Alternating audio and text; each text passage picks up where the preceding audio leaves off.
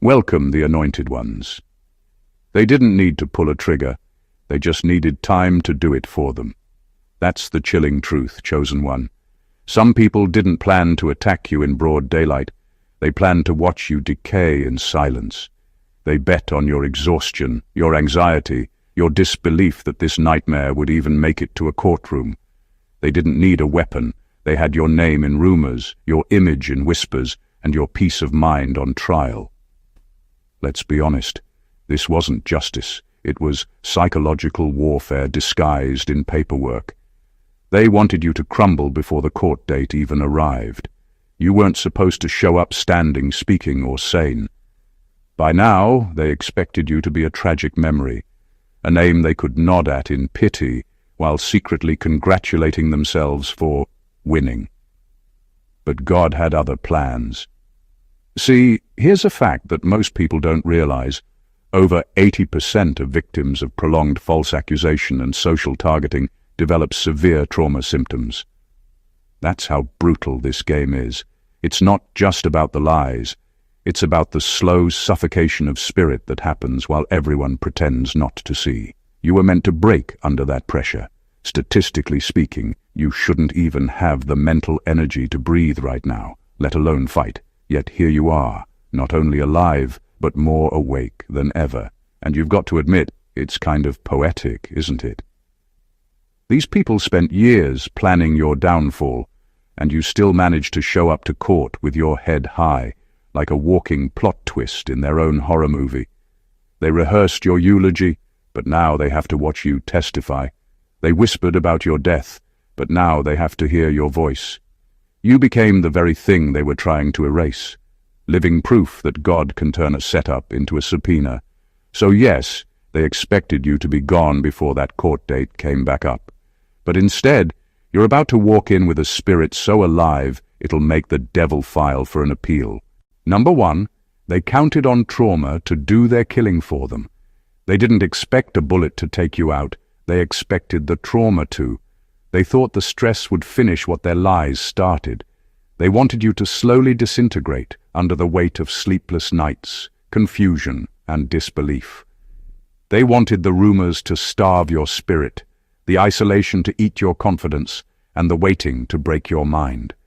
They knew that mental suffering doesn't make noise, and they counted on your silence being mistaken for guilt. It was a slow, deliberate kind of killing. No blood, just breakdown. They knew how the human spirit reacts when it's constantly attacked but can't defend itself. They understood that constant anxiety drains a person faster than disease. So they fed you fear in small doses, enough to make you question reality, enough to keep you restless, enough to make you believe maybe the world would be better off without you. They didn't need you dead for justice. They needed you dead for their comfort. Because if you were gone, there'd be no truth left to contradict them. But what they didn't understand is that you were never built on comfort. You were built on purpose. You were never running on people's validation. You were running on divine energy. So, while they were waiting for the trauma to consume you, God was using that same trauma to cleanse you. Every night you broke down, something inside you was being rebuilt stronger. The pain didn't kill you, it refined you. It stripped you down until there was nothing left but truth. They thought time would weaken you, but time turned into your witness. Every day you stayed alive became evidence against their expectations. You became the living contradiction to every prophecy of your destruction. The very stress that was meant to destroy you became the training ground for your rebirth. You stopped being the victim of what they did and became the survivor of what they couldn't finish. Now, your existence alone is a threat. You don't even have to speak. Your presence tells the story. The same people who once pitied you now fear you, because you didn't die where they buried you. You healed where they hid you. And that, chosen one, is why your survival is the loudest revenge heaven ever allowed. Number 2. Your existence became their legal nightmare. Your survival became their biggest legal problem. They built their lies on the assumption that you wouldn't live long enough to challenge them. You were supposed to disappear quietly, emotionally, mentally, or physically, before anyone started asking real questions. They thought by now the story would have closed itself with your absence, but instead you showed up breathing, standing and holding truth like a weapon they can't confiscate. Your presence is the very evidence they tried to destroy. They never expected the person they accused to still have a pulse, much less a voice. Every time you speak, every time you walk into that courtroom, it disrupts their script. They spent so much time perfecting a story where you were the villain that they didn't prepare for a version where you'd survive long enough to tell your side. You are the contradiction to everything they presented as fact. You are living, undeniable proof that their truth was built on fabrication. That's why your existence frustrates them. You being alive keeps reopening a wound they wanted to close. Your voice keeps echoing through the same halls they once controlled. They can't rewrite history without killing the one who remembers it. You are the memory they can't erase. And now, every time they try to twist the narrative, your survival stands in their way like a divine objection. What makes it worse for them is that your life exposes their coordination. You've outlived their gossip networks, their secret meetings, and their fabricated testimonies. Their lies start falling apart just by you continuing to breathe and function. The energy they spent trying to bury you now feels wasted because the person they thought was gone is suddenly walking into the courtroom, calm, grounded, and unshaken. They can't comprehend how someone they emotionally destroyed still carries peace. Your existence has become a mirror, showing them their corruption in broad daylight. It's not your words that convict them. It's your strength. You are the living verdict before the judge even speaks. They thought you'd be erased, but now you've become the evidence. And that's why your survival hurts them the most. Because the one thing they couldn't silence became the testimony heaven decided to keep alive. Number 3. They mistook delay for victory. When the case got delayed, they celebrated. They thought the postponement was a blessing in their favor. They assumed the longer it dragged out, the weaker you'd become. They believed time would do what their lies couldn't. Wear you down, drain your spirit, and make you give up. In their minds, delay meant defeat. They were sure that by the time the next hearing came, you'd either be too broken to care or too tired to continue. What they didn't know was that time wasn't working for them. It was quietly preparing your victory. Every extra day they thought was your punishment was actually your preparation. You were being rebuilt while they were busy celebrating what they thought was your end. They couldn't see that God was slowing things down so that every hidden thing could be exposed in divine order. The delay wasn't denial, it was documentation. Heaven was gathering every detail, every secret conversation, every deceptive word they spoke in confidence. Nothing was wasted. Every moment of waiting became another piece of evidence being lined up against them. They saw time as a weapon, but you learned to see it as protection. The waiting stripped you of pride, impatience, and fear. It matured you in ways no fast victory ever could.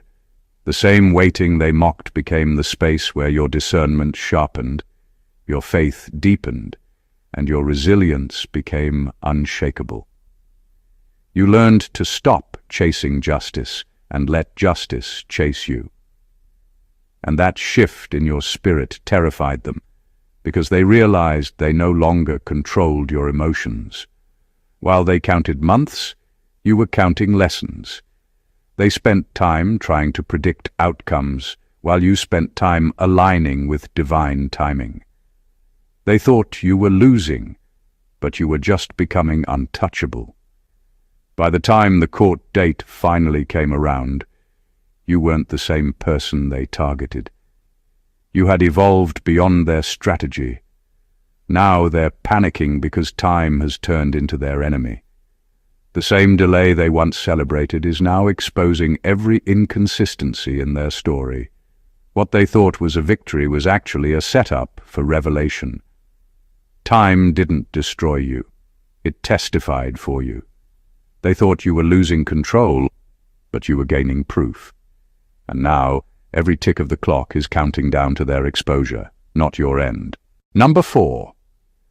They didn't expect God to reconstruct you while they waited for you to collapse.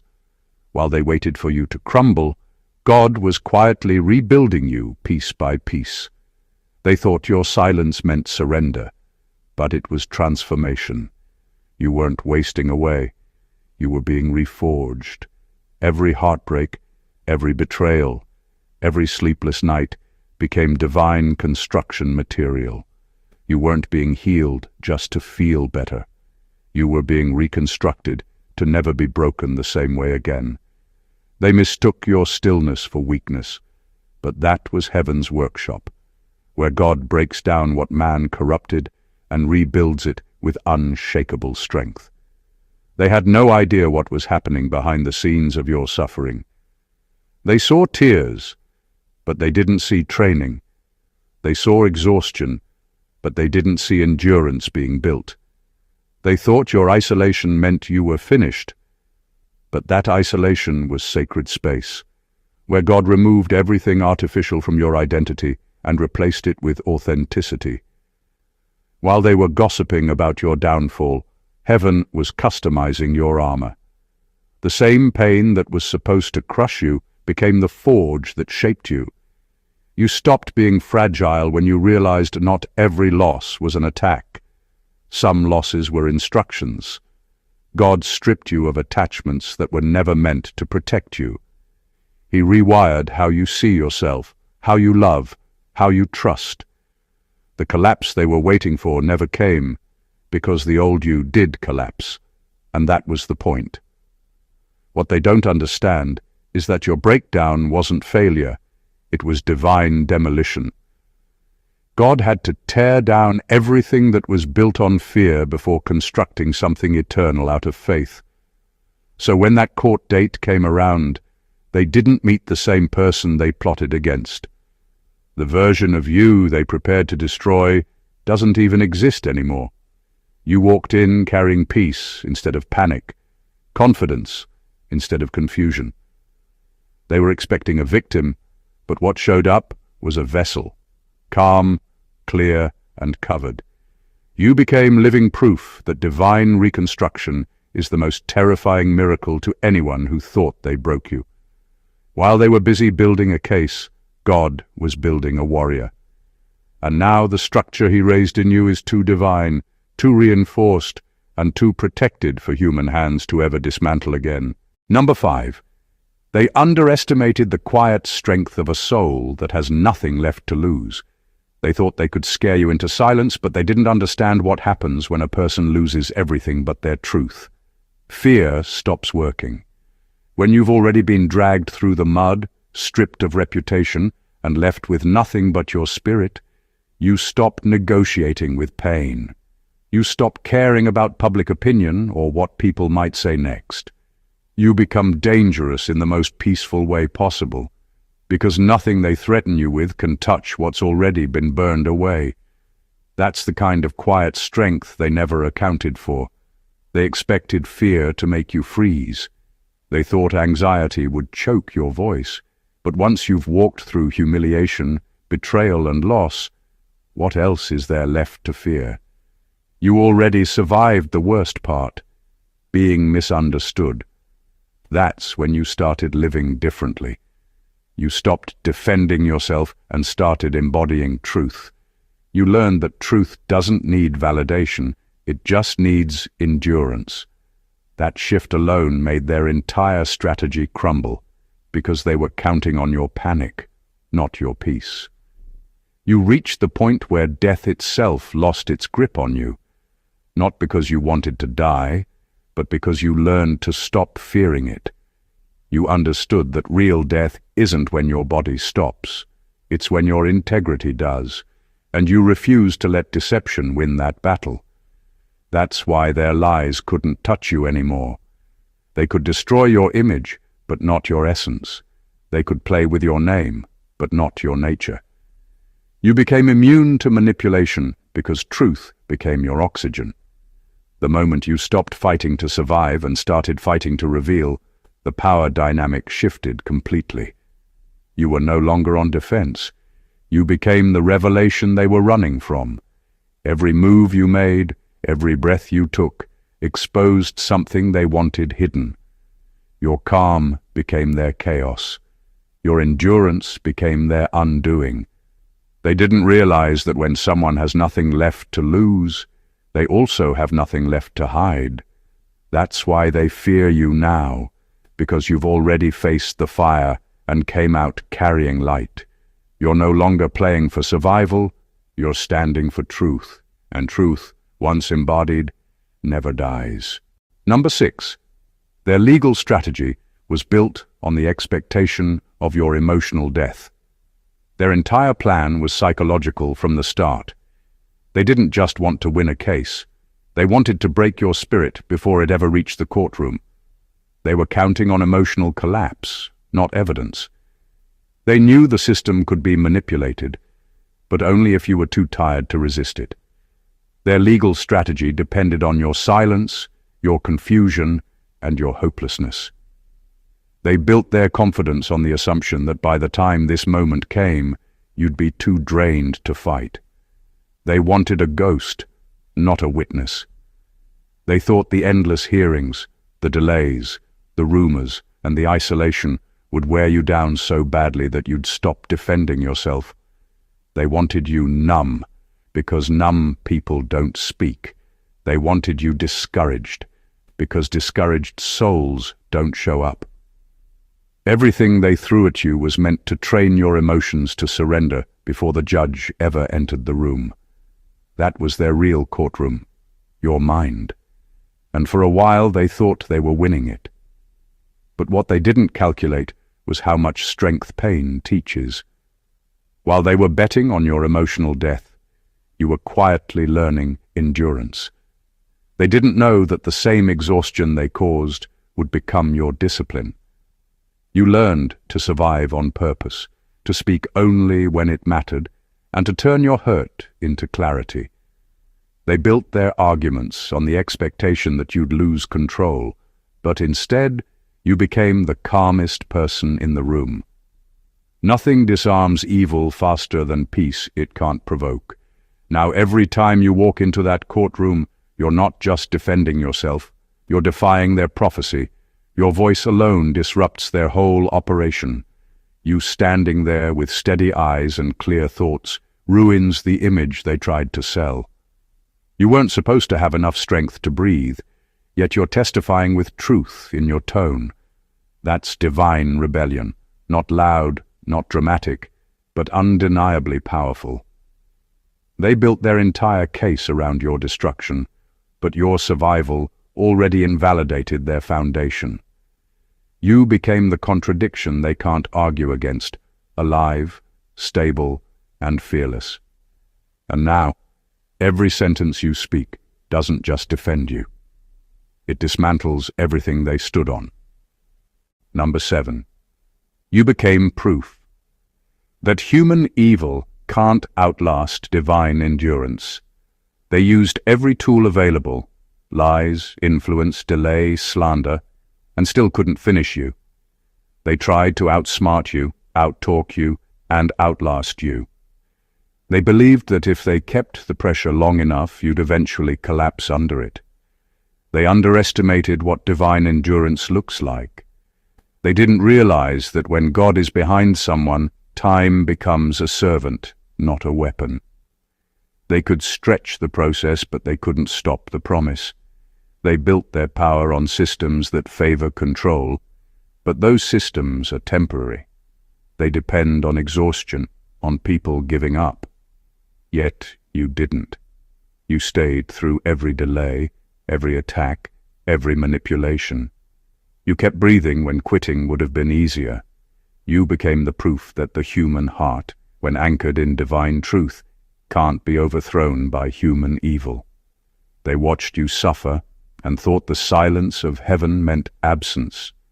They didn't know heaven was watching too, letting them expose themselves while you quietly evolved. Your endurance itself became a testimony. It wasn't loud or dramatic. It was consistent. Every time they pushed, you bent but didn't break. Every lie they told added another layer to your strength. You kept walking even when you didn't know how the story would end. That kind of resilience terrifies darkness, because it reveals that you're operating under a covenant, not circumstance. You weren't surviving by luck. You were sustained by design. Now your endurance stands as evidence that there's a higher court than any earthly one. You've shown that justice delayed is not justice denied when God is the ultimate judge. The waiting wasn't punishment. It was preparation. The injustice wasn't oversight. It was orchestration. What they meant to stretch became the timeline for revelation. They weaponized everything humanly possible, but your covenant remained untouched. The laws they bent, the rumors they spread, the plans they rehearsed, none could interfere with divine order. What they didn't know is that evil has an expiration date, but endurance doesn't. You lasted longer than their lies. You stood taller than their schemes. And now, you are the living evidence that divine endurance always wins the long game, because it's built on something time can't corrupt: truth. Number 8. They confused your isolation for weakness, not realizing God was conducting an internal investigation. They thought cutting you off would crush you. They believed that isolating you would break your confidence, make you question your worth, and leave you desperate for their approval again. They assumed that without social validation, you'd fold. But what they didn't understand was that isolation wasn't their power. It was God's plan. While they were busy excluding you, heaven was busy examining everyone who surrounded you. Your loneliness wasn't punishment, it was a divine audit. God wasn't trying to hurt you. He was revealing hidden hearts. The silence that felt unbearable was actually sacred space. Every person who disappeared wasn't an accident. It was exposure. You didn't lose people. You lost access to actors. Every loyal friend who ghosted you was a truth being uncovered. Every connection that went cold was a character test being failed in real time. You were never abandoned. You were being filtered. God was separating genuine from counterfeit, and that process always happens in solitude. While they celebrated your isolation as a win, heaven was taking inventory. Who stood beside you when your name was dragged? Who stayed kind when the crowd turned cruel? Who defended you when it wasn't convenient? Those questions weren't for you. They were for them. And one by one, the masks started falling. People you once trusted revealed their real intentions, not through confession, but through absence. You learned that solitude isn't emptiness, it's clarity. You stopped mistaking company for connection. You stopped calling everyone who smiled at you safe. Isolation taught you what discernment really means, to see beyond words and into energy. And as painful as it was, that revelation became your strength. You became spiritually sharp in ways you never would have been surrounded by noise. By the time the storm settled, you didn't just come back with new boundaries. You came back with upgraded vision. You could spot manipulation before it spoke. You could sense deceit before it acted. What they thought was weakness turned out to be your training ground. God wasn't hiding you from people. He was protecting you from pretenders. And now, the same isolation that was meant to break you has become your confirmation that heaven was never punishing you. Heaven was just cleaning house. Number 9. They planned for your death but forgot you were already resurrected. They plotted your end with confidence, believing their schemes would finally erase you. What they didn't realize was that the person they were targeting no longer existed. They were aiming at a version of you that had already been buried. the one who needed validation, who cared about approval, who fought to be understood. That person died the moment you surrendered to your calling. They were attacking a ghost while your true self had already stepped into resurrection. You weren't living for survival anymore. You were living for purpose. And purpose doesn't die. They tried to kill your reputation, but God had already crucified your ego. They tried to kill your peace, but you'd already made peace with pain. You weren't the same fragile version they remembered. You were rebuilt in a different dimension of strength. Every attempt they made to destroy you only revealed how untouchable you had become. You can't bury someone who's already been resurrected. All you do is confirm their divinity. That's what confuses your enemies most. They keep replaying old tactics that no longer work, not realizing resurrection changes the rules. You've transcended the level they still fight on. Their weapons are still human: gossip, manipulation, deception. But your armor is divine. They keep trying to fight you in the flesh, not knowing your victory was already sealed in the spirit. That's why no lie could stick, no plan could hold, and no curse could land. You can't defeat someone whose story was rewritten by God himself. You became proof that destiny can't be killed, only delayed for revelation. Every setback was a setup for the unveiling of your strength.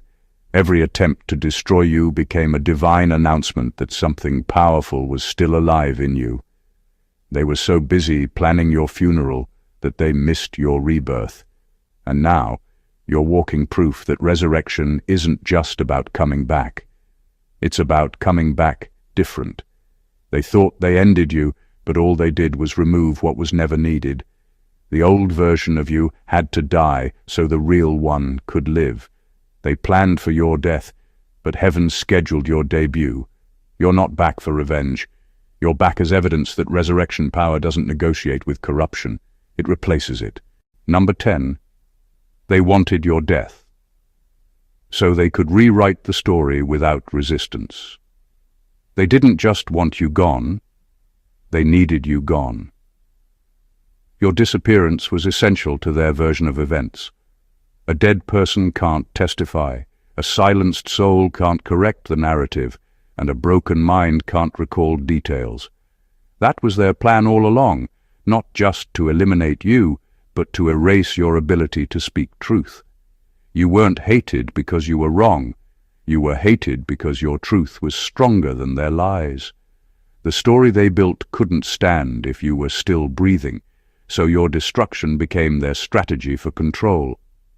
They worked hard to create a reality where they were the victims and you were the villain. They rehearsed it until they believed it. They spread their version of events through whispers, documents, and systems, thinking no one would ever question it once you were gone. But the moment you survived, the entire foundation of their illusion started to shake. They didn't just fear you showing up. They feared you remembering. They feared your words, your evidence, your calm. They feared that one day you'd stand and tell the truth with so much clarity that their entire house of deceit would collapse. Your existence has become their biggest inconvenience.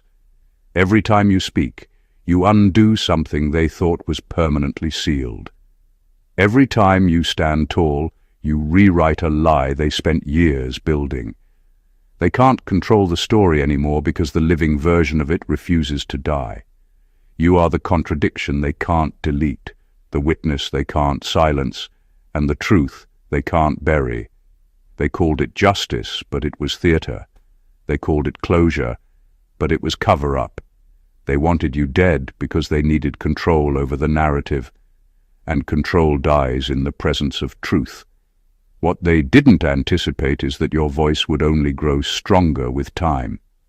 The very words they tried to suppress became the words that exposed them. Now your truth lives louder than their lies. You don't even need to argue. Your presence alone dismantles their fiction. They didn't want to destroy you out of hatred. They wanted to rewrite history without resistance.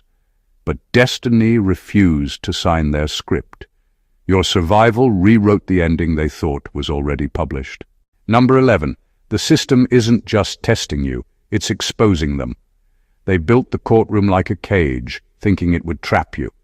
They believed the legal system would bend you, confuse you, and crush your spirit.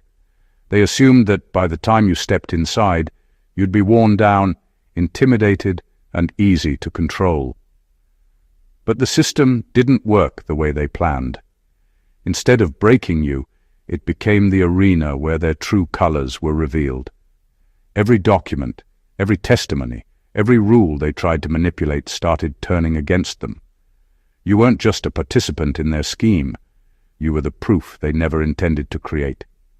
Every lie they planted, every false statement they crafted, every manipulation they relied on, became a thread unraveling their entire operation. Their plan depended on your compliance, your exhaustion, your silence. When none of that happened, the system began exposing their deceit instead of yours. The same structure they tried to weaponize became their undoing. It's ironic how the system, which they thought was their greatest asset, became the instrument of revelation. All the delays, all the paperwork, all the rules they twisted to their advantage. They didn't account for divine timing and scrutiny. Every attempt to use procedure to suffocate you turned into a spotlight on their corruption. What they thought would humiliate you is now humiliating them. Every witness, every statement, every legal maneuver they counted on is slowly becoming the evidence that paints them in their true light. You didn't just survive the courtroom, you exposed it. You didn't just endure their attacks, you turned their weapons into mirrors. They wanted to control the narrative, but the narrative is now controlling them. The system was supposed to hide the truth, but it's revealing it instead. What they expected to be a victory is slowly becoming their most visible defeat. You were never the defendant in the divine sense. You were the exhibit of truth, a living demonstration that deception cannot stand when measured against endurance, clarity, and faith. They weaponized rules, but you weaponized patience and presence. Every move they made to trap you is now feeding the evidence against them. The system was testing you, yes, but more importantly, it was exposing them. And with every passing moment, it's clear who the real casualties are. Number 12. You are walking proof that psychological warfare fails against a chosen mind. They didn't just try to ruin your reputation, they tried to rewrite your reality. They wanted you questioning every memory, every thought, every instinct that once anchored you in truth. They wanted your confidence replaced by confusion, your discernment replaced by doubt. But psychological warfare only works on those who are disconnected from themselves. You, however, are a chosen one, and chosen ones don't get lost in illusions, they decode them. When they played their mind games, you didn't panic. You studied. You observed. You began noticing the patterns in their tactics, the sudden shifts, the emotional bait, the half-truths carefully designed to break your mental rhythm. Instead of drowning in their chaos, you started identifying their fingerprints in every move. That's when the war changed. Because the moment you see through manipulation, it loses its power. You became the observer instead of the victim, and in that shift, you reclaimed your authority. They underestimated what happens when a chosen mind is under attack. They thought confusion would make you desperate, but it made you focused. They thought isolation would make you fragile, but it made you alert. They thought you'd fight for their validation, but you started craving truth more than approval. That's the moment their entire strategy fell apart. Because their control depended on your participation in their illusion, and you stopped playing along. You became too conscious to be deceived. You started noticing the invisible warfare, how they'd mix lies with kindness, chaos with charm, guilt with affection. But instead of absorbing it, you started dissecting it. You didn't just survive psychological warfare, you mastered it. You learned how manipulation moves, how gaslighting speaks, how projection disguises itself as concern. You became fluent in deception's language, and that fluency set you free. They wanted to break your mind, but they accidentally strengthened it. They turned you into a psychological expert without realizing it. You now recognize emotional warfare from miles away because you've lived through its finest version and survived it. You became walking proof that no amount of deception can destroy someone who knows who they are. That's why they fear you now, because what used to confuse you now exposes them. Number 13. They didn't know the court. They needed to fear, wasn't on earth. They were so obsessed with earthly power that they forgot where true authority resides. They thought the only courtroom that mattered was the one with wooden benches and human judges. They didn't know your case had already been reviewed, stamped and sealed in a court that no man can bribe. Before they ever filed their false claims or forged their stories, heaven had already spoken on your behalf. Do not touch my anointed. That wasn't a suggestion, it was a decree. And divine decrees don't expire. They spent sleepless nights plotting how to manipulate systems, twist facts and silence your truth. But while they were strategizing in darkness, heaven had already passed a verdict in light. Every demonic assignment attached to your name was dismissed before it could even take form. That's why their plans never quite connected.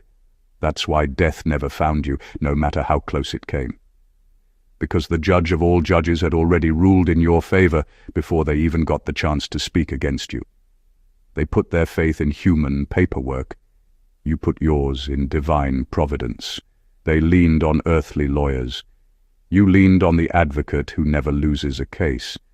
They assumed power came from influence and connections, but you knew better. You understood that when God handles a case, there's no appeal, no retrial, and no reversal. Once heaven declares protection over you, even the grave loses its claim. They were terrified of human exposure, but they should have been terrified of divine justice. Because when heaven opens a file, there's no hiding evidence. Every hidden lie, every secret plot, every deceptive word is recorded in spiritual archives. And when the timing is right, those records surface in ways that silence entire systems. That's what's happening now. They're being haunted not by your revenge, but by divine remembrance. The irony is, they believed the court date would end you, but it only revealed who was really on trial. Because while you were being accused on earth, they were being judged in heaven. And that's the court they didn't prepare for, the one that doesn't need witnesses, documents, or appeals. It just needs truth. And the truth has already testified for you. Number 14. You walking into that courtroom. Alive is the loudest testimony heaven could present. Your very presence in that courtroom dismantles their entire narrative. They expected to see a broken, defeated, half-alive version of you, someone trembling under pressure, barely able to stand. Instead, you walked in with breath in your lungs, light in your eyes, and peace that made no sense to anyone watching. That alone was enough to silence every false witness. You didn't have to speak loudly or defend every accusation, because your survival spoke the language of victory that no lie could translate. They built their confidence on the assumption that you'd never make it this far. They thought the stress, the manipulation, the sleepless nights, the emotional sabotage would take you out before you ever reached that courtroom. They underestimated divine endurance. You're not just alive, you're aware, composed, and spiritually armored. That's not coincidence. That's evidence. Because when someone goes through hell and still walks into the courtroom standing tall, it's no longer about defense, it's about demonstration. You became the demonstration of what can't be killed, manipulated or silenced. They rehearsed their accusations, fine-tuned their lies, and prepared to face a ghost of the person they once tried to destroy. Instead, they were confronted by someone they couldn't recognize anymore. because the pain that was supposed to bury you became your rebirth. Every sleepless night became wisdom. Every betrayal became strength. Every attack became immunity. So when you walked into that room, it wasn't just a person entering, it was divine evidence stepping forward. You were the living proof that truth doesn't die under pressure, it thrives in it. They can argue laws, they can twist words, they can present documents, but they can't argue the fact that you're still here. The courtroom may revolve around earthly procedures, but your existence is a spiritual verdict made visible. You are heaven's rebuttal to every false statement, every demonic plot, every whispered lie. You don't need validation from that judge or jury, because your very survival is heaven saying, "Case closed." The fact that you're alive, mentally, spiritually, and physically, is not just luck. It's divine objection sustained. You walking in that courtroom wasn't just attendance, it was testimony in motion. From the very first moment they plotted against you to the day you walked into that courtroom alive, everything they thought would destroy you became the proof of your endurance. Every attack, every delay, every lie was designed to break your spirit, but it only revealed their corruption and strengthened your resolve. What they expected to bury became the foundation of your resurrection. Every sleepless night, every betrayal, every moment of isolation wasn't punishment. It was preparation. You were being refined, rebuilt, and armored by forces they could never understand or control. They counted on your collapse, your silence, and your despair, but you turned every attempt to break you into evidence of your divine protection. You became the contradiction to every false statement, the living testimony that human schemes cannot outlast divine purpose. They tried to manipulate systems, distort reality, and rewrite history, but every strategy failed against the power that sustains the chosen. The courtroom, the lies, the delays, they all became a stage for truth to shine. You weren't just surviving, you were exposing, revealing, and redefining everything they thought they controlled. Your endurance isn't just personal triumph, it's proof that the divine timing, divine justice, and divine protection always exceed human planning. Every tactic meant to destroy you became a tool that revealed the truth about others, about systems, and about your own extraordinary resilience. Your survival, your composure, and your clarity are louder than any argument, stronger than any attack, and more convincing than any evidence they tried to fabricate. You didn't just overcome, you became the living law, the undeniable testimony, the embodiment of what no lie can touch. So remember this, chosen one, everything they planned, everything they feared, everything they tried to control was already under divine observation. Every step they took toward your destruction was a step into their own exposure. And today, you are not just alive, you are vindicated, empowered, and unstoppable. Your journey is the ultimate statement that truth always prevails, faith always conquers, and divine purpose cannot be derailed by human malice. If this message resonated with you and reminded you of the strength, protection, and purpose that exists beyond human understanding, make sure to join our community. Subscribe to the channel to stay connected to more empowering content, like the video to support this message. Comment your thoughts and victories to inspire others, and share it with anyone who needs to witness the power of resilience and divine endurance. Your story matters, your voice matters, and together we reveal what the world wasn't ready to see. God bless you.